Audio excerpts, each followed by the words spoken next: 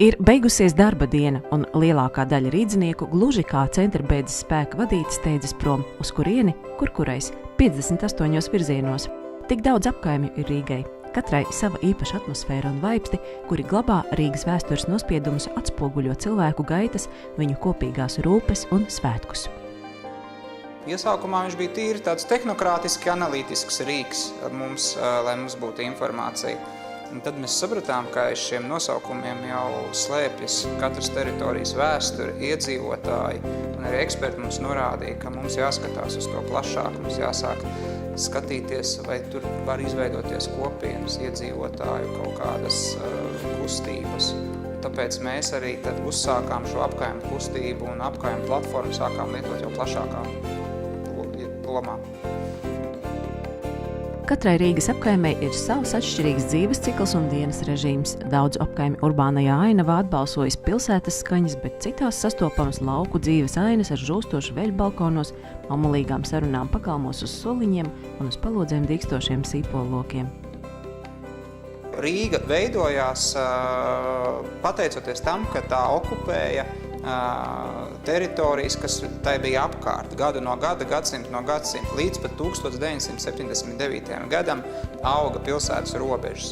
Un tas ļoti atainojās arī tagadējā pilsētas struktūrā. Un tāpēc varbūt ir nomainījušās paaudzes, bet jūs pastaigājat pa Āgenskalnu vai vēl pa dažādām vietām Rīgā, īpaši Pārdaugavā var just to sabiedrību, kas varbūt tur ir iekodēta jau gadsimtiem ilgi. Es no Āgenskalnieti, jā. No bērnības dzīvoju Pārdaugavā.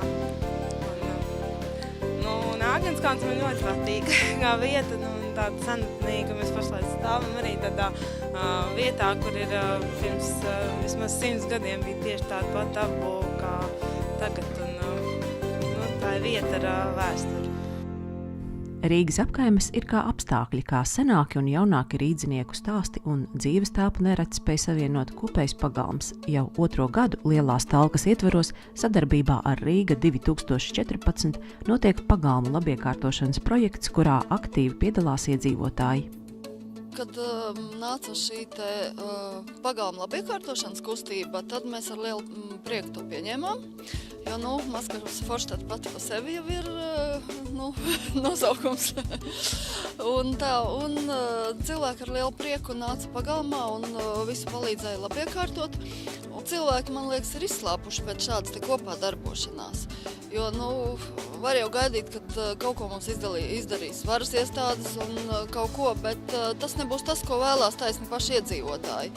Un arī šī piedalīšanās un kopā darbošanās bija ļoti aizrauja, jo tā ir tāda mazliet arī nostalģija, kā agrākos laikos bija šīs talkas un pēc šīm talkām ir, tad, kad tu jūti, ka tu pats esi kaut ko izdarījis gan pagalma, gan apkārtnes labā, tad ir arī pavisam cita attieksme pret šo.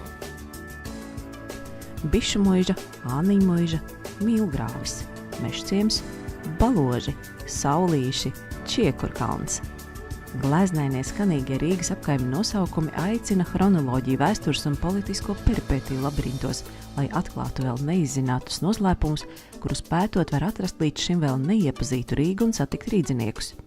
Noderīgs ceļvedis aizraujošajos Rīgas meklējumos noteikti būs Eiropas kultūras galvaspilsētas gada programmas tematiskā līnija Ceļu karte. Top vairāk projektu un vairāk mākslas darbu, kas dažādos formātos, vai tās būtu fotogrāfijas, vai grāmatas, vai filmas, vai cita veida mēdī, dokumentēs un iemūžinās to Rīgu un tos rīdziniekus, kādi mēs šobrīd esam šodien. Tad jau 2014. gadā aptverot tiešām maksimāli daudz pilsētas apkaimes un maksimāli plašu pilsētas teritoriju, nevis atkal, koncentrējoties vienā vietā. Sadzīvojot, iepazīstot, kopā radot, Rīga varēs veidoties kā pilsēta ar daudziem aktīviem centriem, kas izcelsies katrs ar savu unikālu raksturu un īpašiem vaipstiem. Sagaidot 2014. gadu, kā kultūras epicentri veidosies apkaime bibliotēkas, interešu izglītības iestādes, kultūras centri un skolas.